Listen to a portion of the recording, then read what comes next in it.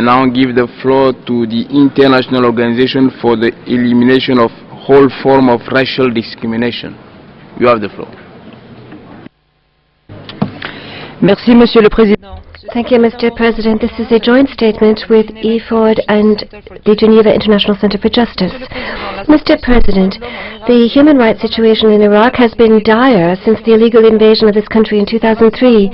This invasion led to serious human rights violations for which no responsibility has been assigned and no appropriate compensation has been provided to the victims. The situation has simply deteriorated and even gotten more exacerbated ever since December 2013.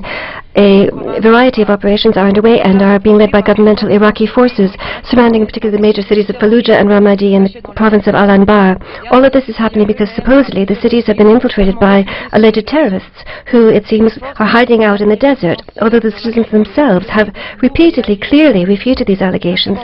These forces are targeting residential neighborhoods with heavy air artillery, thus cutting off all supplies for the residents who today are seeing their true survival threatened. More than 100 civilians have already been killed and thousands have been injured. Many more deaths are to be expected in the future. Even as we speak, the city of Fallujah and its environs have again been subjected to intense bombings. The official justification by the government is for the excessive use of force has always been national security. However, it has deeply neglected human rights by applying barbaric practices such as confessions obtained through torture, arbitrary arrests, and a record increase in the number of executions. Lastly, we request the international community as a whole to do everything in its power to stop the terrible escalation of the situation and to put an end to the illegal killings of civilians.